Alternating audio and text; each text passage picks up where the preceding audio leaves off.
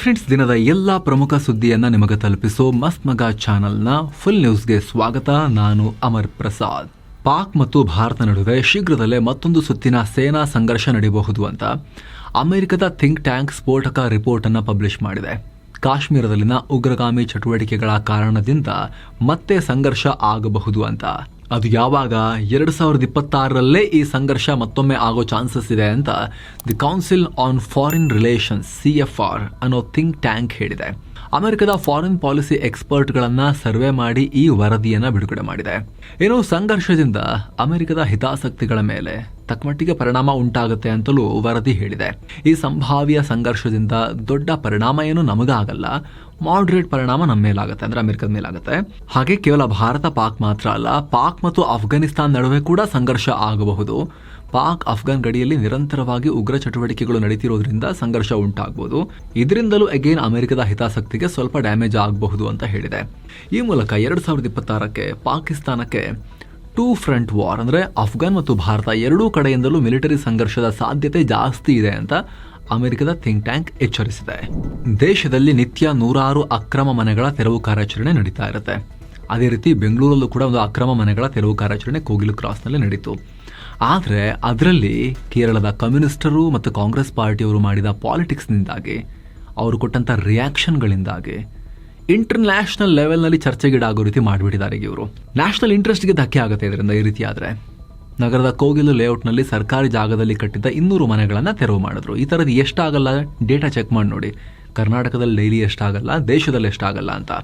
ಆದರೆ ಈಗ ಕೋಗಿಲು ಕ್ರಾಸ್ನ ಇದೊಂದು ವಿಚಾರವನ್ನು ಪಾಕಿಸ್ತಾನ ಕೂಡ ರಿಯಾಕ್ಟ್ ಮಾಡೋ ಮಟ್ಟಿಗೆ, ಇಂಟರ್ನ್ಯಾಷನಲ್ ಇಶ್ಯೂ ಆಗೋ ಮಟ್ಟಿಗೆ ಗಲೀಜು ಮಾಡಿ ಹಾಕಿದ್ದಾರೆ ಕಮ್ಯುನಿಸ್ಟರು ಮತ್ತು ಕಾಂಗ್ರೆಸ್ ಪಾರ್ಟಿಯವರು ಸೇರಿಕೊಂಡು. ಭಾರತದಲ್ಲಿ ಮುಸ್ಲಿಮರಿಗೆ ಕಿರುಕುಳ ಕೊಡಲಾಗ್ತಿದೆ, ಸರ್ಕಾರವೇ ಮನೆಗಳನ್ನೆಲ್ಲ ಕೆಡವ್ತಾ ಇದೆ ಅಂತ ಪಾಕ್ ವಿದೇಶಾಂಗ ಸಚಿವಾಲಯ ಸ್ಟೇಟ್ಮೆಂಟ್ ರಿಲೀಸ್ ಮಾಡೋ ರೀತಿಯಾಗಿದೆ. ಅದಕ್ಕೆ ಭಾರತ ಸರ್ಕಾರ ತಿರುಗೇಟು ಕೊಡೋ ರೀತಿ ಕೂಡ ಆಗಿದೆ. ಕೇಂದ್ರ ಸರ್ಕಾರ ಅಧಿಕಾರಿಗಳು ಎಂದಿನಂತೆ ಹೋಗಿ ಇಲ್ಲಿ ಅಕ್ರಮ ತೆರವು ಮಾಡೋ ರೀತಿಯಲ್ಲಿ ತೆರವು ಮಾಡಿದ್ರು. ಅಕ್ರಮವಾಗಿ ಕಟ್ಟಿದ್ದು ಕ್ಲಿಯರ್, ಅದರಲ್ಲಿ ಏನು ಡೌಟ್ ಬೇಡ. ಅದಾದ್ಮೇಲೆ ಕೇರಳದ ಕಮ್ಯುನಿಸ್ಟರು, ಅಂದರೆ ರಾಷ್ಟ್ರ ಮಟ್ಟದಲ್ಲಿ ಮಿತ್ರರು, ಆದರೆ ಕೇರಳದಲ್ಲಿ ರೈವಲ್ಸ್ ಕಾಂಗ್ರೆಸ್ಗೆ, ಅವ್ರೇನು ಮಾಡಿದ್ರು? ಕರ್ನಾಟಕ ಕಾಂಗ್ರೆಸ್ ಮುಸ್ಲಿಂ ವಿರೋಧಿ ಅಂತ ಸ್ಟೇಟ್ಮೆಂಟ್ ಕೊಟ್ಟರು ಕೇರಳ ಮುಖ್ಯಮಂತ್ರಿ. ಅದಕ್ಕೆ ನರ್ವಸ್ ಆದಂಥ ಕಾಂಗ್ರೆಸ್ ಪಾರ್ಟಿಯವರು ಅವ್ರಿಗೆ ಬೇರೆ ಕಡೆ ಮನೆ ಕೊಟ್ಕೊಡ್ತೀವಿ ಅಂತ ಹೇಳೋದೇನು? ಹೈಕಮಾಂಡ್ನ ಆಸ್ಥಾನ ಪಂಡಿತ ಈ ವೇಣುಗೋಪಾಲ್ ರಾಜ್ಯ ಕಾಂಗ್ರೆಸ್ನ ಸೀನಿಯರ್ ಲೀಡರ್ಗಳಿಗೆ, ಸಿದ್ದರಾಮಯ್ಯ ಅವರಿಗೆ, DK ಅವರಿಗೆ ಈ ಪೋಸ್ಟ್ ಹಾಕಿ ಸೋಷಿಯಲ್ ಮೀಡಿಯಾದಲ್ಲಿ ಪಾಠ ಮಾಡೋದೇನು, ಕ್ಲಾಸ್ ತಗೊಳ್ಳೋದೇನು? ಇದೆಲ್ಲ ಆಗಿ ನ್ಯಾಷನಲ್ ಲೆವೆಲ್ನಲ್ಲಿ ಈಗ ಇಂಟರ್ನ್ಯಾಷನಲ್ ಲೆವೆಲಿಗೆ ಹೋಗಿ ಅದು ಪಾಕಿಸ್ತಾನ ಕಾಮೆಂಟ್ ಮಾಡೋ ಮಟ್ಟಿಗೆ ತಂದಿಟ್ಟಿದ್ದಾರೆ ಇದನ್ನೀಗ. ಇದಕ್ಕೆ ಇವಾಗ DK ಶಿವಕುಮಾರ್ ಏನು ಹೇಳ್ತಿದ್ದಾರೆ ಗೊತ್ತಾ? ಪಾಕ್ನ ಈ ಹೇಳಿಕೆಗೆ ದೇಶದ ಹಿರಿಯ ನಾಯಕರು ಪ್ರತಿಕ್ರಿಯೆ ಕೊಡ್ತಾರೆ ಅನ್ನೋ ಹೇಳಿಕೆಯನ್ನು ಕೊಟ್ಟಿದ್ದಾರೆ. ಇನ್ನು ರಾಜ್ಯ ಸರ್ಕಾರ ಇನ್ನೊಂದು ಹೆಜ್ಜೆ ಮುಂದೋಗಿ ಏನು ಮಾಡ್ತಿದೆ ಅಂತ ಹೇಳಿದ್ರೆ, ಇಷ್ಟೆಲ್ಲ ಇಶ್ಯೂ ಆದ್ಮೇಲೆ ಈಗ ಅಲ್ಲಿ ಮನೆ ಕಳ್ಕೊಂಡವರಿಗೆ 5 ಲಕ್ಷ ರೂಪಾಯಿವರೆಗೆ ಪರಿಹಾರವನ್ನ ಕೂಡ ಘೋಷಣೆ ಮಾಡಿದೆ. ಅಷ್ಟು ಮಾತ್ರ ಅಲ್ಲ, ಅರ್ಹ ಸಂತ್ರಸ್ತರಿಗೆ ಬೈಯಪ್ಪನಹಳ್ಳಿಯ ವಸತಿ ಪ್ರದೇಶದಲ್ಲಿ 11.20 ಲಕ್ಷ ರೂಪಾಯಿ ಖರ್ಚಲ್ಲಿ ನಿರ್ಮಿಸಲಾಗಿರೋ ಮನೆಗಳನ್ನು ಹಂಚಿಕೆ ಮಾಡ್ತೀವಿ ಅಂತಲೂ ಕರ್ನಾಟಕದ ಮುಖ್ಯಮಂತ್ರಿ ಸಿದ್ದರಾಮಯ್ಯ ಘೋಷಿಸಿದ್ದಾರೆ. ಸಾಮಾನ್ಯ ವರ್ಗದವರಿಗೆ ಧನ ಸಹಾಯ ಸೇರಿ 8.70 ಲಕ್ಷ ರೂಪಾಯಿ, ಪರಿಶಿಷ್ಟರಿಗೆ 9.50 ಲಕ್ಷ ರೂಪಾಯಿ ಸಿಗುತ್ತೆ ಅಂತ, ಸಾಮಾನ್ಯ ವರ್ಗದವರಿಗೆ 2.5 ಲಕ್ಷ ರೂಪಾಯಿ ಸಾಲ ಸಿಗುತ್ತೆ ಅಂತ ಕೂಡ ಹೇಳಿದ್ದಾರೆ. ಇದು ಸಾಲ ಸೌಲಭ್ಯ. ಇದು ರಾಜ್ಯ ಸರ್ಕಾರದ ಈ ಕ್ರಮಗಳಿಗೆ ಕೇಂದ್ರ ಸಚಿವ ಪ್ರಹ್ಲಾದ್ ಜೋಶಿ ಪ್ರತಿಕ್ರಿಯೆ ಕೊಟ್ಟಿದ್ದಾರೆ. ಬೆಳೆ ಹಾನಿ ಸಂತ್ರಸ್ತರು ಮತ್ತು ಇತರ ನಿರಾಶ್ರಿತರು ವರ್ಷಾನುಗಟ್ಟಲೆ ಕಾಯ್ತಾರೆ, ಆದ್ರೆ ಇಲ್ಲಿ ಇಷ್ಟೊಂದು ಫಾಸ್ಟ್ ಆಗಿ ಪರಿಹಾರ ಕೊಡ್ತಿದ್ದಾರೆ, ದುಡ್ಡು ಹಂಚ್ತಾ ಇದ್ದಾರೆ, ಮನೆಯೆಲ್ಲ ಕೊಡ್ತಾ ಇದ್ದಾರೆ. ಇದೆಲ್ಲ ಓಲೈಕೆ ರಾಜಕಾರಣದ ಪರಮಾವಧಿ ಅಂತ ರಾಜ್ಯ ಸರ್ಕಾರದ ವಿರುದ್ಧ ವಾಗ್ದಾಳಿ ಮಾಡಿದ್ದಾರೆ. ಹಾಗೆ ಸ್ನೇಹಿತರೆ, ಎಲ್ಲ ಮೆಂಬರ್ ಓನ್ಲಿ ವಿಡಿಯೋಸ್ ಅನ್ನ ನೀವು ಕೂಡ ನೋಡೋಕೆ ವಿಡಿಯೋ ಕೆಳಗಿರೋ ಜಾಯಿನ್ ಆಪ್ಷನ್ ಮೂಲಕ ಮಸ್ತ್ ಮಗ ಪ್ರೀಮಿಯಂ ಮೆಂಬರ್ಶಿಪ್ ಕುಟುಂಬವನ್ನ ಸೇರಬಹುದು. ಭಾರತದ ಇನ್ನೊಂದು ಸಿನಿಮಾ ನಮ್ಮ ಇನ್ನೊಂದು ರೈವಲ್ ರಾಷ್ಟ್ರವನ್ನ, ಎದುರಾಳಿ ರಾಷ್ಟ್ರವನ್ನ ಉರ್ಕೊಳ್ಳೋ ಹಾಗೆ ಮಾಡಿದೆ. ಈಗ ದುರಂದರ್ಗೆ ಪಾಕಿಸ್ತಾನ ಉರ್ಕೊಳ್ತಲ್ಲ, ಈಗ ಸಲ್ಮಾನ್ ಖಾನ್ರ ಹೊಸ ಸಿನಿಮಾಗೆ ಚೀನಾ ಉರ್ಕೊಂಡಿದೆ. 3 ದಿನಗಳ ಹಿಂದೆ ಬಾಲಿವುಡ್ ನಟ ಸಲ್ಮಾನ್ ಖಾನ್ರ ಹೊಸ ಮೂವಿ ಬ್ಯಾಟಲ್ ಆಫ್ ಗಲ್ವಾನ್ನ ಟೀಸರ್ ರಿಲೀಸ್ ಆಗಿತ್ತು. ಇದಕ್ಕೆ ಚೀನಾ ಸರ್ಕಾರಿ ಮಾಧ್ಯಮ ಗ್ಲೋಬಲ್ ಟೈಮ್ಸ್ ನ್ಯೂಸ್ ಪೇಪರ್ ಉರಿದು ಬಿದ್ದಿದೆ. ಆರ್ಟಿಕಲ್ ಪಬ್ಲಿಷ್ ಮಾಡಿದೆ. ಸತ್ಯಾಂಶವನ್ನು ತಿರುಚಲಾಗಿದೆ ಅಂತ ಟೀಕಿಸಿದೆ. ಈ ಆರ್ಟಿಕಲ್ಗೆ Bollywood film battle of Galwan sparks controversy for distorting facts. Expert says no over the top drama can affect a nation's secret territory ಅಂತ ಹೆಡ್ಲೈನ್ ಹಾಕಲಾಗಿದೆ. ಅಂದರೆ ಬಾಲಿವುಡ್ನ ಬ್ಯಾಟಲ್ ಆಫ್ ಗಲ್ವಾನ್ ಸಿನಿಮಾ ಸತ್ಯಾಂಶವನ್ನು ತಿರುಚಿ ಮಾಡಿಕೊಂಡಿದ್ದಾರೆ. ತಜ್ಞರು ಹೇಳ್ತಾರೆ, ಇಂಥ ಡ್ರಾಮ್ಯಾಟಿಕ್ ಮತ್ತು ಎಕ್ಸಾಜರೇಟ್ ಮಾಡಲಾದ ಸಿನಿಮಾಗಳು ವಾಸ್ತವತೆಯನ್ನು ಚೇಂಜ್ ಮಾಡಲ್ಲ, ಚೀನಾದ ಪ್ರದೇಶಕ್ಕೆ ಅಪಾಯ ಮಾಡೋಕ್ಕೆ ಆಗಲ್ಲ ಅಂತ ಗ್ಲೋಬಲ್ ಟೈಮ್ಸ್ ಹೇಳಿದೆ. ಅಷ್ಟೇ ಅಲ್ಲ, ಈ ಆರ್ಟಿಕಲ್ನಲ್ಲಿ ಗಲ್ವಾನ್ ಸಂಘರ್ಷದಲ್ಲಿ ಹುತಾತ್ಮರಾದ ನಮ್ಮ ವೀರ ಯೋಧ ಕರ್ನಲ್ ಬಿಕ್ಕುಮಲ್ಲ ಸಂತೋಷ್ ಬಾಬು ಅವರ ಶೌರ್ಯ ತ್ಯಾಗವನ್ನ ಅಪಮಾನಿಸಲಾಗಿದೆ. 2020 ಸಂಘರ್ಷಕ್ಕೆ ಭಾರತ ಸೇನೆಯನ್ನೇ ಕಾರಣ ಅಂತ ಬ್ಲೇಮ್ ಮಾಡಲಾಗಿದೆ. ಭಾರತೀಯ ಸೇನೆ LACಯನ್ನ ಉಲ್ಲಂಘಿಸಿ ಪರಿಸ್ಥಿತಿ ಹದಗೆಡೋ ಹಾಗೆ ಮಾಡ್ತು. ಅವರ ಕ್ರಮಗಳು ಚೀನಾ ಸೇನೆ ಮತ್ತು ಗಡಿ ಭದ್ರತೆಗೆ ಬೆದರಿಕೆ ಹಾಕುವಂತೆ ಇದ್ವು ಅಂತ ಉಲ್ಲೇಖಿಸಿದೆ. ಈ ಸಂಘರ್ಷದಲ್ಲಿ ಭಾರತ ತನ್ನ ಸುಮಾರು 20 ಸೈನಿಕರನ್ನ ಕಳ್ಕೊಂಡಿತ್ತು. ಅದರ ಬಗ್ಗೆನೂ ಈ ಮಾಧ್ಯಮ ಬರೆದಿದೆ. ಸೈನಿಕರು ಮೃತಪಟ್ಟ ಸಂಖ್ಯೆಯನ್ನ ಭಾರತ ಎಕ್ಸಾಜುರೇಟ್ ಮಾಡಿ ಹೇಳಿದೆ, ಫ್ಯಾಕ್ಟ್ ಅನ್ನ ತಿರುಚಿದೆ. ಅಂತಾರಾಷ್ಟ್ರೀಯ ಸಮುದಾಯವನ್ನ ದಾರಿ ತಪ್ಪಿಸೋಕೆ ಪ್ರಯತ್ನಿಸಿ ಚೀನಾ ಸೇನೆಯನ್ನ ದೂಷಿಸಿದ್ದಾರೆ ಅಂತ ಚೀನಾದ ಮಾಜಿ ರಕ್ಷಣಾ ಸಚಿವಾಲಯದ ವಕ್ತಾರ ಸೀನಿಯರ್ ಕರ್ನಲ್ ರೆನ್ ಗೋಚಿಯಾಂಗ್ ನೀಡಿರೋ ಹೇಳಿಕೆಯನ್ನು ಉಲ್ಲೇಖಿಸಿದೆ. ಚೀನಾ ಪ್ರಕಾರ ಗಲ್ವಾನ್ ಸಂಘರ್ಷದ ವೇಳೆ ಭಾರತ ಮೊದಲು ಬಾರ್ಡರ್ ಕ್ರಾಸ್ ಮಾಡಿತ್ತು. ಚೀನಿ ಸೈನಿಕರು ಕೇವಲ ಕಾನೂನುಬದ್ಧವಾಗಿ ತಮ್ಮ ಪ್ರದೇಶವನ್ನ ರಕ್ಷಣೆ ಮಾಡ್ತಾ ಇದ್ರು ಅಷ್ಟೇ ಅಂತ ಪುನರುಚ್ಚಾರ ಮಾಡಿದೆ. ಸದ್ಯ ಚೀನಾದ ಈ ಆರ್ಟಿಕಲ್ಗೆ ಭಾರತದ ಅಧಿಕಾರಿಗಳು ರಿಯಾಕ್ಟ್ ಮಾಡಿದ್ದಾರೆ. ಫಿಲ್ಮ್ ಮೇಕರ್ಸ್ಗೆ ಸಿನಿಮಾ ಮಾಡೋಕೆ ಸ್ವಾತಂತ್ರ್ಯ ಇದೆ, ಇದನ್ನು ಅಭಿವ್ಯಕ್ತಿ ಸ್ವಾತಂತ್ರ್ಯದ ಅಡಿ ರಕ್ಷಿಸಲಾಗಿದೆ. ಈ ಸಿನಿಮಾ ಬಗ್ಗೆ ಕಳವಳ ಇದ್ದವರು ಭಾರತದ ರಕ್ಷಣಾ ಇಲಾಖೆಯನ್ನು ಅಪ್ರೋಚ್ ಮಾಡಬಹುದು. ಈ ಸಿನಿಮಾದಲ್ಲಿ ಸರ್ಕಾರದ ಯಾವುದೇ ಪಾತ್ರ ಇಲ್ಲ ಅಂತ ಭಾರತ ಸರ್ಕಾರ ಕ್ಲಿಯರ್ ಮಾಡಿದೆ. ಬಾಂಗ್ಲಾದಲ್ಲಿ ಮತ್ತೊಬ್ಬ ಹಿಂದೂ ವ್ಯಕ್ತಿಯ ಹತ್ಯೆ ಆಗಿದೆ. 40 ವರ್ಷದ ಬಜೇಂದ್ರ ಬಿಸ್ವಾಸ್ ಅನ್ನೋರನ್ನ ಗುಂಡಿಕ್ಕಿ ಹತ್ಯೆ ಮಾಡಲಾಗಿದೆ. ಬಾಂಗ್ಲಾದ ಮೈಮನ್ ಸಿಂಗ್ ಅನ್ನೋ ಕಡೆ ಈ ಘಟನೆಯಾಗಿದೆ. ಈ ಬಿಸ್ವಾಸ್ರ ಸಹೋದ್ಯೋಗಿ ನೊಮಾನ್ ಮಿಯಾ ಹತ್ಯೆ ಮಾಡಿರೋ ವ್ಯಕ್ತಿ. ಸದ್ಯ ಪೊಲೀಸರು ಆತನನ್ನ ಅರೆಸ್ಟ್ ಮಾಡಿದ್ದಾರೆ. ಈ ಹತ್ಯೆಗೆ ಕಾರಣ ಏನು ಅನ್ನೋದು ಇನ್ನಷ್ಟು ಸ್ಪಷ್ಟ ಆಗಬೇಕು. ಆದರೆ ಇವರಿಬ್ರು ಘಟನೆಗೂ ಮುನ್ನ ಸುಲ್ತಾನ ಸ್ವೀಟ್ನರ್ಸ್ ಲಿಮಿಟೆಡ್ ಫ್ಯಾಕ್ಟರಿಯಲ್ಲಿ ಒಟ್ಟಿಗೆ ಕೂತಿದ್ರು. ನಂತರ ಸಡನ್ ಆಗಿ ಈ ನೊಮಾನ್ ಮಿಯಾ ಬಂದೂಕು ತೆಗೆದು ಗುಂಡು ಹಾರಿಸಿಬಿಟ್ಟಿದ್ದಾನೆ. ಶೂಟ್ ಮಾಡೋ ಮೊದಲು ಗುಂಡು ಹಾರಿಸ್ಲಾ ಅಂತ ಕೇಳಿದ ತಕ್ಷಣ ಆಮೇಲೆ ಗುಂಡು ಹಾರಿಸಿ ಓಡ್ ಹೋದ ಅಂತ ಪ್ರತ್ಯಕ್ಷದರ್ಶಿಗಳು ಹೇಳಿದ್ದಾರೆ. ಇತ್ತೀಚೆಗಷ್ಟೇ ದೀಪು ಚಂದ್ರ ದಾಸ್ ಮತ್ತು ಅಮೃತ್ ಮಂಡಲ್ ಬರ್ಬರವಾಗಿ ಹತ್ಯೆಗೀಡಾಗಿದ್ರು. ಇದಕ್ಕೆ ಬಾಂಗ್ಲಾ ಸೇರಿ ಭಾರತದಲ್ಲೂ ಕೂಡ ಭಾರೀ ಪ್ರತಿಭಟನೆಗಳಾಗಿದ್ವು. ಈಗ 2 ವಾರದ ಒಳಗಡೆ 3ನೇ ಹತ್ಯೆ ಇಂತಹದ್ದು ಆಗಿದೆ. ಈ ನಡುವೆ ಅಸ್ಸಾಂ ಪೊಲೀಸರು ದೊಡ್ಡ ಕಾರ್ಯಾಚರಣೆ ನಡೆಸಿದ್ದಾರೆ. ಬಾಂಗ್ಲಾದ ಮೂಲಭೂತವಾದಿ ಗುಂಪುಗಳೊಂದಿಗೆ ಲಿಂಕ್ ಹೊಂದಿರುವ ಆರೋಪದ ಮೇಲೆ ಅಸ್ಸಾಂ ಮತ್ತು ತ್ರಿಪುರಾದಲ್ಲಿ 11 ಮಂದಿಯನ್ನ ಅರೆಸ್ಟ್ ಮಾಡಲಾಗಿದೆ. ಸೆಂಟ್ರಲ್ ಏಜೆನ್ಸಿಗಳು ನೀಡಿರೋ ಗುಪ್ತಚರ ಮಾಹಿತಿ ಮೇರೆಗೆ ಬಂಧಿಸಲಾಗಿದೆ. ಇವರೆಲ್ಲ ಬ್ಯಾನ್ ಆಗಿರೋ ಇಂಡಿಯನ್ ಮುಜಾಹಿದೀನ್ ಅನ್ನೋ ಉಗ್ರ ಗುಂಪಿನ ಹೊಸ ಬಣವಾಗಿರೋ ಇಂಡಿಯನ್ ಮುಜಾಹಿದೀನ್ ಕೆ ಗುಂಪಿನ ಸದಸ್ಯರು ಅಂತ ಅಧಿಕಾರಿಗಳು ಹೇಳಿದ್ದಾರೆ. 10 ಜನರನ್ನ ಅಸ್ಸಾಂನಲ್ಲಿ ಹಿಡಿದ್ರೆ ಒಬ್ಬನನ್ನ ತ್ರಿಪುರಾದಲ್ಲಿ ಹಿಡಿಯಲಾಗಿದೆ. ಇವರೆಲ್ಲ ಅಸ್ಸಾಂ ಸೇರಿ ಭಾರತದ ಈಶಾನ್ಯ ಭಾಗವನ್ನ ಅಸ್ಥಿರ ಮಾಡೋ ಗುರಿಯನ್ನ ಹೊಂದಿದ್ರು. ಇಲ್ಲಿ ಇಸ್ಲಾಮಿಕ್ ಸುಪ್ರಿಮಸಿಯನ್ನ ಸ್ಥಾಪಿಸಬೇಕು ನಾವು ಅಂತೆಲ್ಲ ಇವ್ರದೇ ಆದ ರೀತಿಯಲ್ಲಿ ಪ್ರೊಪಗಂಡಾ ನಡೆಸ್ತಾ ಇದ್ರು ಅಂತ ಪೊಲೀಸರು ಹೇಳಿದ್ದಾರೆ. ಇದೆಲ್ಲದರ ನಡುವೆ ಭಾರತ ಮತ್ತೊಂದು ಇಂಟ್ರೆಸ್ಟಿಂಗ್ ಹೆಜ್ಜೆ ಇಟ್ಟಿದೆ. ವಿಧಿವಶರಾಗಿರೋ ಬಾಂಗ್ಲಾ ಮಾಜಿ ಪ್ರಧಾನಿ ಖಲೀದಾ ಜಿಯಾರ ಅಂತ್ಯಕ್ರಿಯೆಗೆ ಭಾರತದ ಕಡೆಯಿಂದ ಫಾರಿನ್ ಮಿನಿಸ್ಟರ್ ಎಸ್ ಜೈಶಂಕರ್ ಬಾಂಗ್ಲಾಗೆ ಹೋಗ್ತಾ ಇದ್ದಾರೆ. Very interesting. ಈಗಿರೋ ಸಿಚುವೇಶನ್ ಅಲ್ಲಿ ನಮ್ಮ ಫಾರಿನ್ ಮಿನಿಸ್ಟರ್ ಅಲ್ಲಿ ಕಾಲಿಡ್ತಿರೋದು. ಡಿಫೆನ್ಸ್ ಅಕ್ವಿಸಿಷನ್ ಕೌನ್ಸಿಲ್ ನ ಮೀಟಿಂಗ್ ನಲ್ಲಿ ಏನೆಲ್ಲ ಆಯ್ತು ಅನ್ನೋದ್ರ ಬಗ್ಗೆ ಇನ್ನಷ್ಟು ಮಾಹಿತಿ ಬರ್ತಾ ಇದೆ. ಈಗ 79,000 ಕೋಟಿ ರೂಪಾಯಿ ಮೌಲ್ಯದ ರಕ್ಷಣಾ ಸಲಕರಣೆಗಳ ಖರೀದಿಗೆ ಗ್ರೀನ್ ಸಿಗ್ನಲ್ ಕೊಡಲಾಗಿತ್ತಲ್ಲ. ಈ ಪೈಕಿ 1,600 ಕೋಟಿ ರೂಪಾಯಿ ವೆಚ್ಚದಲ್ಲಿ ಅಮೆರಿಕದಿಂದ ಹೆಚ್ಚುವರಿಯಾಗಿ 2 MQ-9B ಪ್ರೆಡಿಟರ್ ಡ್ರೋನ್ಗಳನ್ನ 3 ವರ್ಷಗಳ ಅವಧಿಗೆ ಲೀಸ್ ಪಡೆಯೋಕ್ಕೂ ಕೂಡ ಅನುಮೋದನೆ ಸಿಕ್ಕಿದೆ.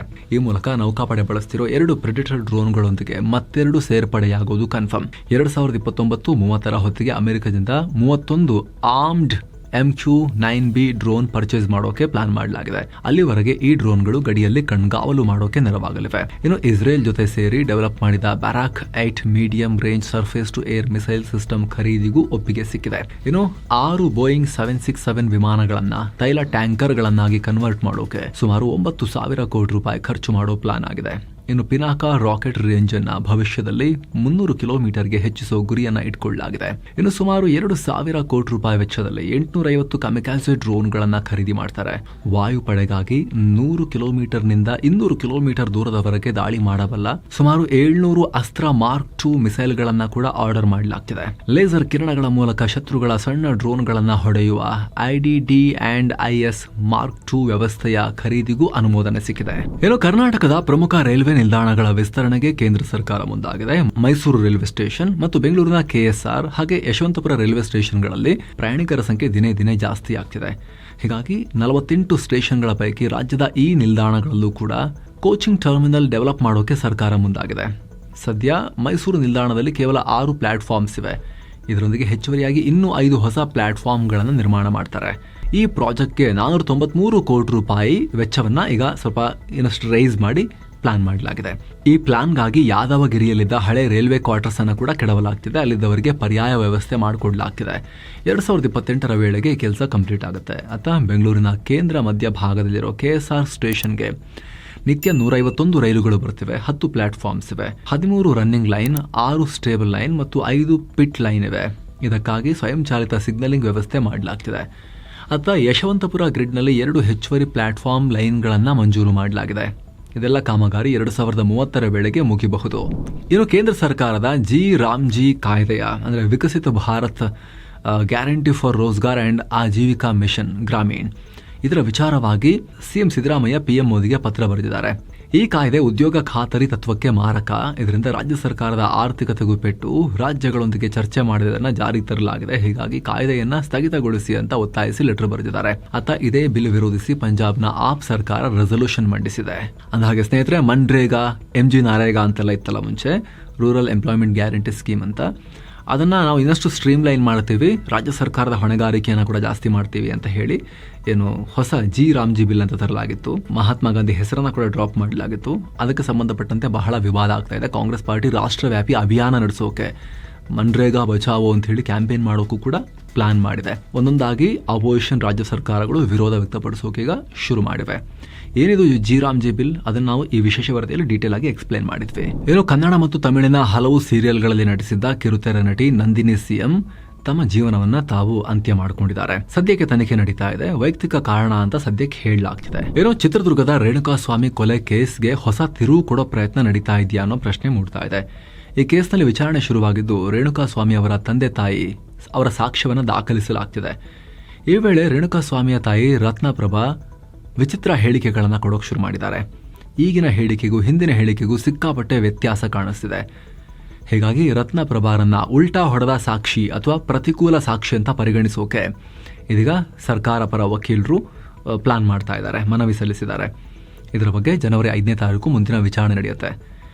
ಇದೇ ಕೇಸ್ನಲ್ಲಿ ಜೈಲಲ್ಲಿರೋ ಆರೋಪಿಗಳಾದ ಪವಿತ್ರ ಗೌಡ, ನಾಗರಾಜು ಮತ್ತು ಲಕ್ಷ್ಮಣ ಅನಾರೋಗ್ಯ ಹಿನ್ನೆಲೆಯಲ್ಲಿ ಮನೆಯೂಟಕ್ಕಾಗಿ ಅರ್ಜಿ ಹಾಕಿದ್ರು. ಕೋರ್ಟ್ ಕನ್ಸಿಡರ್ ಮಾಡಿದೆ. ದಿನಕ್ಕೆ 1 ಬಾರಿ 3 ಮನೆಯೂಟ ಕೊಡೋಕೆ ಒಪ್ಪಿಗೆ ಕೊಟ್ಟಿದೆ. ಏನೋ ಮುಂದಿನ ವರ್ಷ ನಡೆಯಲಿರೋ ರಾಜ್ಯ ವಿಧಾನ ಪರಿಷತ್ನ ಪದವೀಧರ ಮತ್ತು ಶಿಕ್ಷಕರ ಒಟ್ಟು 4 ಕ್ಷೇತ್ರಗಳಿಗೆ ಕಾಂಗ್ರೆಸ್ ತನ್ನ ಅಭ್ಯರ್ಥಿಗಳನ್ನು ಘೋಷಿಸಿದೆ. ಪಶ್ಚಿಮ ಪದವೀಧರ ಕ್ಷೇತ್ರಕ್ಕೆ ಮೋಹನ್ ಲಿಂಬಿಕಾಯಿ ಮತ್ತು ಆಗ್ನೇಯ ಪದವೀಧರ ಕ್ಷೇತ್ರಕ್ಕೆ ಶಶಿ ಹುಲಿಕುಂಟೆ ಮಠ್ ಟಿಕೆಟ್ ಕೊಡಲಾಗಿದೆ ಅವರಿಗೆ. ಶರಣಪ್ಪ ಮತ್ತೂರ್ ಅವರನ್ನ ಈಶಾನ್ಯ ಶಿಕ್ಷಕರ ಕ್ಷೇತ್ರದಿಂದ, ಪುಟ್ಟಣ್ಣ ಅವ್ರನ್ನ ಬೆಂಗಳೂರು ಶಿಕ್ಷಕರ ಕ್ಷೇತ್ರದಿಂದ ಕಾಂಗ್ರೆಸ್ ಅಭ್ಯರ್ಥಿ ಅಂತ ಅನೌನ್ಸ್ ಮಾಡಲಾಗಿದೆ. ಕೇಂದ್ರ ಗೃಹ ಮಂತ್ರಿ ಅಮಿತ್ ಶಾ ಮತ್ತು ಪಶ್ಚಿಮ ಬಂಗಾಳ ಸಿಎಂ ಮಮತಾ ಬ್ಯಾನರ್ಜಿ ನಡುವೆ ಭಾರಿ ವಾಕ್ಸಮರ ಉಂಟಾಗಿದೆ. ಮಮತಾ ಬ್ಯಾನರ್ಜಿ ಅಮಿತ್ ಶಾರನ್ನ ದುರ್ಯೋಧನ ಮತ್ತು ದುಶ್ಯಾಸನರಿಗೆ ಹೋಲಿಸಿದ್ದಾರೆ. ಪಶ್ಚಿಮ ಬಂಗಾಳಕ್ಕೆ ಹೋಗಿರೋ ಅಮಿತ್ ಶಾ ಮಮತಾ ಸರ್ಕಾರವನ್ನು ಟೀಕೆ ಮಾಡಿದ್ರು. ಮಮತಾ ಬ್ಯಾನರ್ಜಿ ಸರ್ಕಾರ ನುಸುಳುಕೋರರನ್ನ ಪೋಷಿಸ್ತಾ ಇದೆ, ಬಾರ್ಡರ್ ಫೆನ್ಸಿಂಗು ಜಾಗ ಕೊಡ್ತಾ ಇಲ್ಲ, ಅಂದರೆ ಗಡಿಯಲ್ಲಿ ಬೇಲಿ ಹಾಕಕ್ಕೆ. 2026ರಲ್ಲಿ ನಾವು ಪಶ್ಚಿಮ ಬಂಗಾಳದಲ್ಲಿ ಅಧಿಕಾರಕ್ಕೆ ಬಂದರೆ ನಮ್ಮ ಮೊದಲ ಕೆಲಸವೇ ನುಸುಳುಕೋರರನ್ನ ತಡೆಯೋದು, ಹಾಗೆ ಬಂಗಾಳದಲ್ಲಿ ಆಲ್ರೆಡಿ ಸೇರ್ಕೊಂಡಿರೋ ನುಸುಳುಕೋರರನ್ನ ಹೊರಗೆ ಹಾಕೋದು ಅಂತ ಹೇಳಿದ್ರು. ಇದಕ್ಕೀಗ ಮಮತಾ ಬ್ಯಾನರ್ಜಿ ಕಿಡಿಕಾರಿದ್ದಾರೆ. ದುಶ್ಯಾಸನ ಬಂಗಾಳಕ್ಕೆ ಬಂದಿದ್ದಾರೆ. ಎಲೆಕ್ಷನ್ ಹತ್ರ ಬಂದಾಗ ದುರ್ಯೋಧನ ದುಶ್ಯಾಸನರು ಕಾಣಿಸ್ಕೊಳ್ಳೋಕೆ ಶುರುವಾಗ್ತಾರೆ. ಅವ್ರು ಹೇಳ್ತಾರೆ ಅಕ್ರಮ ವಲಸಿಗರು ಬಂಗಾಳ ಮೂಲಕವೇ ಬರ್ತಾರೆ ಅಂತ. ಹಾಗಿದ್ರೆ ಪಹಲ್ಗಾಮ್ನಲ್ಲಿ ಉಗ್ರದಾಳಿ ಮಾಡಿಸಿದ್ದು ನೀವೇನಾ? ಮತ್ತಾರು ಮಾಡಿಸಿದಲ್ಲಿ? ದಿಲ್ಲಿ ಉಗ್ರದಾಳಿ ಆಯ್ತಲ್ಲ, ಅದು ಯಾರು ಮಾಡಿಸಿರೋದು ಅಂತ ಪ್ರಶ್ನೆ ಮಾಡಿದ್ದಾರೆ. ಅಷ್ಟೇ ಅಲ್ಲ, ಅಮಿತ್ ಶಾ ಅವರೇ ಕಾಶ್ಮೀರ ಫಸ್ಟ್ ರಿಪೇರಿ ಮಾಡಿ, ಕಾಶ್ಮೀರ ನೋಡಿ ಅಲ್ಲಿ ಜಾಸ್ತಿ ಸಮಸ್ಯೆ ಇದೆ ಅಂತ ಹೇಳಿದ್ದಾರೆ ಮಮತಾ ಬ್ಯಾನರ್ಜಿ ಅಮಿತ್ ಶಾ ಅವರಿಗೆ. 2026-27ನೇ ಸಾಲಿನ ಬಜೆಟ್ ಮಂಡನೆಗೆ ಕೇಂದ್ರ ಸರ್ಕಾರ ತಯಾರಿ ನಡೆಸ್ತಾ ಇದೆಯಲ್ಲ, ಅದರ ಭಾಗವಾಗಿ PM ಮೋದಿ ಆರ್ಥಿಕ ತಜ್ಞರು ಮತ್ತು ಎಕನಾಮಿಸ್ಟ್ಗಳನ್ನ ಮತ್ತು ಬೇರೆ ಬೇರೆ ಸೆಕ್ಟರ್ನ ಎಕ್ಸ್ಪರ್ಟ್ಗಳನ್ನ ಮೀಟ್ ಮಾಡಿದ್ದಾರೆ. ಬಜೆಟ್ ಕುರಿತು ಅವರ ಒಪಿನಿಯನ್ ಪಡ್ಕೊಂಡಿದ್ದಾರೆ. ಈ ಮೀಟಿಂಗ್ನಲ್ಲಿ ಹಣಕಾಸು ಮಂತ್ರಿ ನಿರ್ಮಲಾ ಸೀತಾರಾಮನ್, ನೀತಿ ಆಯೋಗದ CEO BVR ಸುಬ್ರಹ್ಮಣ್ಯಂ, ನೀತಿ ಆಯೋಗದ ವೈಸ್ ಚೇರ್ಮನ್ ಸುಮನ್ ಬೆರಿ, ನೀತಿ ಆಯೋಗದ ಇತರ ಅಧಿಕಾರಿಗಳು ಸೇರಿದ ಹಾಗೆ ಹಲವರು ಪಾಲ್ಗೊಂಡಿದ್ರು. ಫೆಬ್ರವರಿ 1ನೇ ತಾರೀಕು ನಿರ್ಮಲಾ ಸೀತಾರಾಮನ್ ಬಜೆಟ್ ಮಂಡಿಸ್ತಾರೆ. ವೆನೆಜುವೆಲಾ ಒಳಗಡೆ ಅಮೆರಿಕ ದಾಳಿ ಮಾಡಿದೆ ಅಂತ ಹೇಳಿ ಟ್ರಂಪ್ ಹೇಳಿದ್ರಲ್ಲ, ಈಗ ಅದನ್ನ ಅಮೆರಿಕದ ಗುಪ್ತಚರ ಸಂಸ್ಥೆ CIA ಮಾಡಿದೆ ಅಂತ CNN ರಿಪೋರ್ಟ್ ಮಾಡಿದೆ. ಡ್ರೋನ್ ಮೂಲಕ ದಾಳಿ ಮಾಡಲಾಗಿದೆ. ನಶಾವಸ್ತು ಸಾಗಿಸ್ತಾ ಇದ್ದ ಹಡಗುಗಳನ್ನ, ಪೋರ್ಟ್ಗಳನ್ನ ಟಾರ್ಗೆಟ್ ಮಾಡಲಾಗಿದೆ ಅಂತ CNN ರಿಪೋರ್ಟ್ ಮಾಡಿದೆ. ಇನ್ನು ಮುಂಬೈನಲ್ಲಿ ಭೀಕರ ಅಪಘಾತ ಆಗಿದೆ. ಕಂಟ್ರೋಲ್ ತಪ್ಪಿ ಬಸ್ ಸೀದಾ ರಿವರ್ಸ್ ಬಂದು ಅಲ್ಲಿ ನಿಂತಿದ್ದ ಪಾದಚಾರಿಗಳ ಮೇಲೆ ಹರಿದು ಬಿಟ್ಟಿದೆ. ಪರಿಣಾಮ 3 ಮಹಿಳೆಯರು ಸೇರಿ 4 ಪ್ರಾಣ ಕಳ್ಕೊಂಡಿದ್ದಾರೆ, 9 ಜನ ಗಂಭೀರ ಗಾಯಗೊಂಡಿದ್ದಾರೆ. ಮತ್ತೊಂದು ಕಡೆ ಉತ್ತರಾಖಂಡ ಆಲ್ಮೋರಾ ಜಿಲ್ಲೆಯಲ್ಲಿ ಬಸ್ ಅಪಘಾತ ಆಗಿ ಕಂದಕಕ್ಕೆ ಬಿದ್ದಿದೆ, 7 ಜನ ಪ್ರಾಣ ಕಳ್ಕೊಂಡಿದ್ದಾರೆ, 12 ಜನ ಅಲ್ಲಿ ಗಾಯಗೊಂಡಿದ್ದಾರೆ. ಏನು ಸ್ನೇಹಿತರೆ, ಬಿಸಿನೆಸ್, ಎಕಾನಮಿ ಮತ್ತು ಸ್ಟಾಕ್ ಮಾರ್ಕೆಟ್ಗೆ ಸಂಬಂಧಪಟ್ಟ ಅಪ್ಡೇಟ್ಸ್ ನೋಡೋಣ. ಮೊದಲಿಗೆ ಷೇರು ಮಾರ್ಕೆಟ್ ಕಡೆ ಬಂದ್ರೆ, ವಾರದ ಮೊದಲ ದಿನ ಲಾಸ್ ಮಾಡಿಕೊಂಡಿದ್ದ ಷೇರುಪೇಟೆ ಸೆಕೆಂಡ್ ಡೇ ಫ್ಲಾಟ್ ಆಗಿತ್ತು. ದಿನದ ವಹಿವಾಟಿನ ಅಂತ್ಯಕ್ಕೆ ಸೆನ್ಸೆಕ್ಸ್ 20 ಪಾಯಿಂಟ್ಸ್ ಡೌನ್ ಆಗಿ ಅಥವಾ 0.02% ಡೌನ್ ಆಗಿ 84,675ಕ್ಕೆ ತಲುಪಿದೆ. ಇತ್ತ ನಿಫ್ಟಿ 3 ಪಾಯಿಂಟ್ಸ್ ಅಥವಾ 0.01% ಇಳಿಕೆಯಾಗಿ 25,938ಕ್ಕೆ ತಲುಪಿದೆ. ಇನ್ನು BSE mid cap index 0.05% down ಆಗಿದೆ. ಸ್ಮಾಲ್ ಕ್ಯಾಪ್ ಇಂಡೆಕ್ಸ್ ಕೂಡ 0.20% ಕುಸಿತ ಆಗಿದೆ. ಭಾರತ ಅಮೆರಿಕ ನಡುವಿನ ವ್ಯಾಪಾರ ಮಾತುಕತೆಯ ಕ್ಲಾರಿಟಿ ಇಲ್ಲದೆ ಇರೋದು, ಹಾಗೆ ಮುಂದಿನ ವಾರ ಕಂಪನಿಗಳ Q3 ರಿಸಲ್ಟ್ ಹೊರಬರೋಕೆ ಶುರುವಾಗೋದು, ಹಾಗೆ ವಿದೇಶಿ ಹೂಡಿಕೆದಾರರು ಮಾರ್ಕೆಟ್ನಿಂದ ಹಣ ವಾಪಸ್ ತಗೊಳ್ತಿರೋದು, ಇದೆಲ್ಲದರಿಂದ ಹೂಡಿಕೆದಾರರು ಕೇರ್ಫುಲ್ ಆಗಿ ವಹಿವಾಟು ಮಾಡಿದ್ದಾರೆ. ಹೀಗಾಗಿ ಅಂತ ದೊಡ್ಡ ಬದಲಾವಣೆಗಳಿಲ್ಲ. Tata steel, Mahindra and Mahindra, Bajaj Finserv, Axis bank limited, Tata motors passenger vehicles ಗ್ರೀನ್ನಲ್ಲಿದ್ವು. ಅತ್ತ Eternal, Infosys, Asian paints, HCL technologies, Bajaj finance ಷೇರುಗಳು ರೆಡ್ನಲ್ಲಿದ್ವು. ಇನ್ನು ಡಾಲರ್ ಮುಂದೆ ರೂಪಾಯಿ ಮೌಲ್ಯ 9 ಪೈಸೆ ಜಾಸ್ತಿಯಾಗಿ 89 ರೂಪಾಯಿ 81 ಪೈಸೆ ಆಗಿದೆ. ಇನ್ನು ಭಾರತದ ವಿಮಾನಯಾನ ಇಂಡಸ್ಟ್ರಿ ಬಗ್ಗೆ ಸ್ವಲ್ಪ ನೆಗೆಟಿವ್ ನ್ಯೂಸ್ ಇದೆ. ಈ ಕರೆಂಟ್ ಫಿನಾನ್ಷಿಯಲ್ ಇಯರ್ನಲ್ಲಿ ಆರ್ಥಿಕ ಸಂಕಷ್ಟಕ್ಕೆ ಸಿಕ್ಕಾಕೊಳ್ಳಬಹುದು ಅಂತ rating agency investment information and credit rating agency ICRA ಹೇಳಿದೆ. ಇಕ್ರಾ ಪ್ರಯಾಣಿಕರ ಸಂಖ್ಯೆ ಕಮ್ಮಿ ಸೇರಿದ ಹಾಗೆ ಹಲವು ಕಾರಣಗಳಿಂದ ದೇಸಿ ವಿಮಾನಯಾನ ಉದ್ಯಮಕ್ಕೆ ಸುಮಾರು 17ರಿಂದ 18 ಸಾವಿರ ಕೋಟಿ ರೂಪಾಯಿ ಲಾಸ್ ಆಗ್ಬೋದು. ಮೊದಲು ಈ ನಷ್ಟ 9.5ರಿಂದ 10 ಸಾವಿರ ಕೋಟಿ ಅಂತ ಅಂದಾಜು ಮಾಡಲಾಗಿತ್ತು. ಆದರೆ ಸದ್ಯದ ಬೆಳವಣಿಗೆಗಳಿಂದ ಈ ಅಂದಾಜು ಹೆಚ್ಚಾಗಿದೆ. ಇತ್ತೀಚೆಗಿನ ಇಂಡಿಗೋ ಏರ್ಲೈನ್ಸ್ ಕ್ರೈಸಿಸ್ ಮತ್ತು ಅಹಮದಾಬಾದ್ನಲ್ಲಿ ಏರ್ ಇಂಡಿಯಾ ವಿಮಾನ ದುರಂತ ವಿಮಾನ ಪ್ರಯಾಣಿಕರ ಸಂಖ್ಯೆ ಕಮ್ಮಿ ಆಗೋಕ್ಕೆ ಮುಖ್ಯ ಕಾರಣಗಳು ಅಂತ ಇಕ್ರಾ ಹೇಳಿದೆ. ಏನೋ ಭಾರತದ ರಿಸರ್ವ್ ಬ್ಯಾಂಕ್ ಡಿಫೆಂಡ್ ಮಾಡಲ್ಲ ಅಂತ ಹೇಳಿ ರೂಪಾಯಿ 90 ದಾಟ್ತಾ ಇದ್ದ ಹಾಗೆ ಇಲ್ಲೆಲ್ಲ ಡಿಫೆಂಡ್ ಮಾಡಲೇಬೇಕಾಗತ್ತಲ್ಲ, 90 ದಾಟ್ತಾ ಇದೆಯಲ್ಲ ಅಂತ ಮತ್ತೆ ಓಡ್ಬಂದು ರೂಪಾಯಿನ ಡಿಫೆಂಡ್ ಮಾಡ್ಕೊಳ್ಳೋಕೆ ಪ್ರಯತ್ನ ಪಟ್ಟಿದೆ. ಅದರ ಪರಿಣಾಮ ಸಿಕ್ಕಾಪಟ್ಟೆ ಡಾಲರನ್ನು ಹೊರಚೆಲ್ಲಿ ಮಾರಿದೆ ಅನ್ನೋ ಮಾಹಿತಿ ಹೊರಗೆ ಬಂದಿದೆ. ಈ ವರ್ಷದ ಮೊದಲ 10 ತಿಂಗಳಲ್ಲಿ $31.98 ಬಿಲಿಯನ್ ಹಣವನ್ನು ನೆಟ್ ಬೇಸಿಸ್ ಮೇಲೆ ಮಾರಾಟ ಮಾಡಿದೆ. ಕಳೆದ ವರ್ಷದ ಇದೇ ಅವಧಿಗೆ ಕಂಪೇರ್ ಮಾಡಿದ್ರೆ RBI $23.03 ಬಿಲಿಯನ್ ಅನ್ನ ಖರೀದಿ ಮಾಡಿತ್ತು. ಇನ್ನು ಸ್ನೇಹಿತರೆ, 2025ರಲ್ಲಿ ಭಾರತೀಯರು ಐಫೋನ್ಗೆ ಜಾಸ್ತಿ ಕೈ ಹಾಕಿದ್ದಾರೆ. 79,900 ರೂಪಾಯಿ ಬೆಲೆಯ iPhone 16 ಭಾರತದಲ್ಲಿ ಬೆಸ್ಟ್ ಸೆಲ್ಲಿಂಗ್ ಸ್ಮಾರ್ಟ್ ಫೋನ್ ಆಗಿ ಹೊರಹೊಮ್ಮಿದೆ. ಜನವರಿಯಿಂದ ನವೆಂಬರ್ ತನಕ ಭಾರತದಲ್ಲಿ ಸುಮಾರು 65 ಲಕ್ಷ iPhone 16ಗಳು ಸೇಲ್ ಆಗಿವೆ ಅಂತ ಕೌಂಟರ್ ರಿಸರ್ಚ್ ಅನ್ನೋ ಗ್ಲೋಬಲ್ ಮಾರ್ಕೆಟ್ ರಿಸರ್ಚ್ ಸಂಸ್ಥೆ ರಿಪೋರ್ಟ್ ಮಾಡಿದೆ. ಇದರ ಪ್ರಕಾರ iPhone 16 ಮೊದಲ ಸ್ಥಾನದಲ್ಲಿದ್ರೆ, 2ನೇ ಸ್ಥಾನದಲ್ಲಿ ಬಜೆಟ್ ಫೋನ್ ಆಗಿರೋ Vivo Y29 ಇದೆ. ಸುಮಾರು 47 ಲಕ್ಷ ಯೂನಿಟ್ ಸೇಲ್ ಆಗಿವೆ. ಏನೋ ಟೆಕ್ನಾಲಜಿ ದೈತ್ಯ ಕಂಪನಿ ಮೆಟಾ ಚೀನಾ ಮೂಲದ ಆರ್ಟಿಫಿಷಿಯಲ್ ಇಂಟೆಲಿಜೆನ್ಸ್ ಸ್ಟಾರ್ಟ್ಅಪ್ ಮ್ಯಾನುಸ್ ಕಂಪನಿಯನ್ನ ಸ್ವಾಧೀನಪಡಿಸಿಕೊಳ್ಳೋದಾಗಿ ಘೋಷಿಸಿದೆ.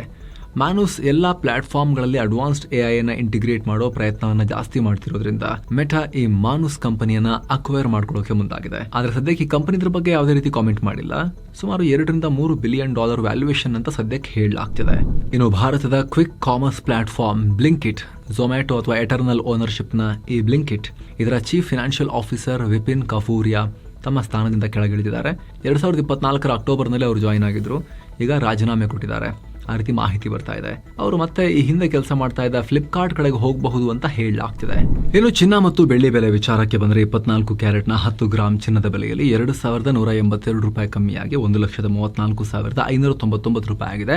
22 ಕ್ಯಾರೆಟ್ನ 10 ಗ್ರಾಂ ಚಿನ್ನದ ಬೆಲೆಯಲ್ಲಿ 2,001 ರೂಪಾಯಿ ಕಮ್ಮಿಯಾಗಿ 1,23,290 ರೂಪಾಯಿ ಆಗಿದೆ. 1 ಕೆಜಿ ಬೆಳ್ಳಿ ಬೆಲೆಯಲ್ಲಿ 3,111 ರೂಪಾಯಿ ಡೌನ್ ಆಗಿ 2,32,329 ರೂಪಾಯಿ ಆಗಿದೆ. ಸೊ ಫ್ರೆಂಡ್ಸ್, ಇದಾಗಿತ್ತು ಇವತ್ತಿನ ಫುಲ್ ನ್ಯೂಸ್. ನಾವು ಕೊಯ್ದಿಲ್ಲ, ಹೇಳದಿಲ್ಲ, ಕಿರ್ಚಾಡಿಲ್ಲ, ಬರೀ ಸುದ್ದಿಯ ರೀತಿಯಲ್ಲಿ ತಲುಪಿಸುವ ಪ್ರಯತ್ನ ಪಟ್ಟಿದ್ದೀವಿ. ನಮ್ಮ ಈ ಪ್ರಯತ್ನ ನಿಮಗೆ ಇಷ್ಟ ಆಗ್ತಾ ಇದ್ರೆ ಮಸ್ತ್ ಮಗ ಚಾನಲ್ಗೆ ದಯವಿಟ್ಟು ಸಬ್ಸ್ಕ್ರೈಬ್ ಮಾಡಿ. ಹಾಗೆ ಸ್ನೇಹಿತರೆ, ಆಗಲೇ ಹೇಳಿದ್ವಲ್ಲ ಮಸ್ತ್ ಮಗ ಪ್ರೀಮಿಯಂ ಮೆಂಬರ್ಶಿಪ್, ವಿಡಿಯೋ ಕೆಳಗಿರೋ ಜಾಯಿನ್ ಬಟನ್ ಮೂಲಕ ನೀವು ಕೂಡ ಸೇರಬಹುದು. ಆಮೇಲೆ ಎಲ್ಲ ಮೆಂಬರ್ ಓನ್ಲಿ ವಿಡಿಯೋಸನ್ನು ನೋಡೋಕೆ ಶುರು ಮಾಡ್ಬೋದು. ಮತ್ತೆ ಭೇಟಿ ಆಗ್ತಿರೋಣ ಸ್ನೇಹಿತರೆ. ನಮಸ್ತೆ.